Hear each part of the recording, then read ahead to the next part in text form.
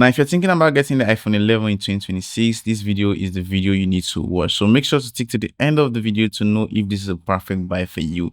Hi, my name is Yus, and in today's video, we'll be looking at the iPhone 11 and if it's still a good buy in 2026. So let's get right into it. Now, for starters, let's talk about the design of the iPhone 11. Now, basically, the iPhone 11 features a dual camera system, and unlike the iPhone XR, this one looks very nice. This was actually the first iPhone to introduce the square camera design module, and as at that time, I was actually genuinely impressed. Now, the Pro models come with, the triple camera setup, but the iPhone 11 actually kept it simple. And honestly, even as of today, this one looks very clean. Now, basically, this one comes with a 6.1-inch display. It weighs around, 194 grams. And to be very honest with you, it's kind of nice. Personally, I actually enjoyed using this one. It feels steady in the hand. Everything about it feels good. I like the colors. I like how this one actually still blends with modern phones, and just the overall feeling of it is actually not too heavy. It's not too big. It just sits perfectly. And compared to device today like the Pro Max models, which are actually much heavier, this one is very balanced.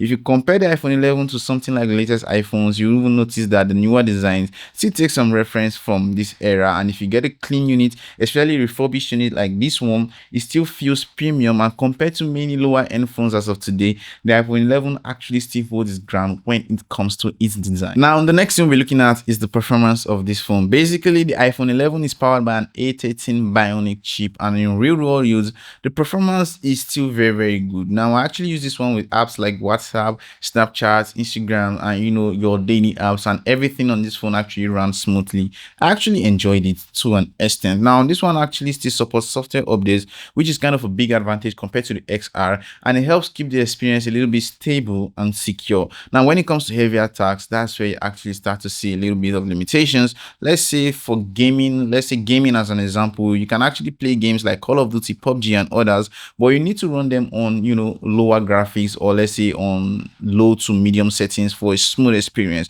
So if you try pushing high graphics and let's say higher frame rates, the phone starts to heat up and the performance kind of drops. So for things like high-end video editing, you must actually struggle with it, but it's not really built for that level of workload anymore, because this one is actually an old device. So when it comes to the storage, I would actually encourage you to get something like the 128 gig variant or the 256 gig variant, because apps are a little bit bigger now, files are heavier, so it makes more sense to go for something like the 128 gig or the 256 gig variant if you want a smoother experience long term. So overall, the performance still feels good in a long way, and in fact it's still better than many low-end modern smartphones with smaller brands. I don't want to mention them, but you know what I mean. Now, the next thing we're looking at is the camera. Now, basically the iPhone 11 camera is still very good for everyday use in 2026. Now, you're getting a dual camera setup that can still shoot up to 4K at 60 fps, and for basic videography and photography, this one still delivers solid results.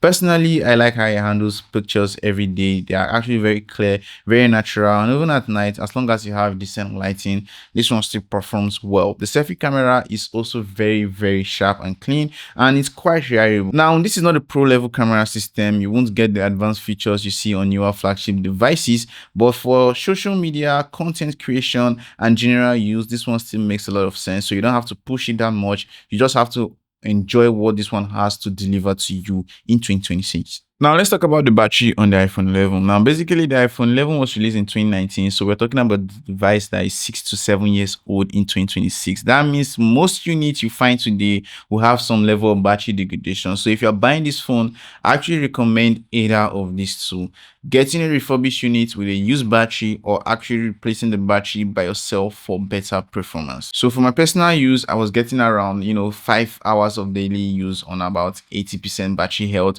which is decent but not amazing. So yes, the battery life is one area you need to manage your expectation or consider replacing, because the battery as of today is significantly degraded and it won't just fit into the modern era.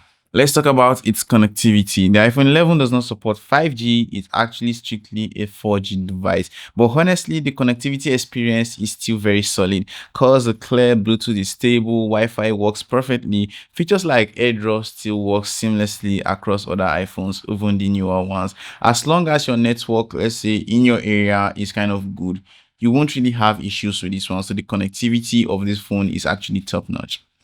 So let's do a quick comparison of the iPhone 11 to modern devices. Now, basically, you can't really compare the iPhone 11 to newer flagship phones from brands like Samsung, Google Pixel, OnePlus, and even newer iPhones.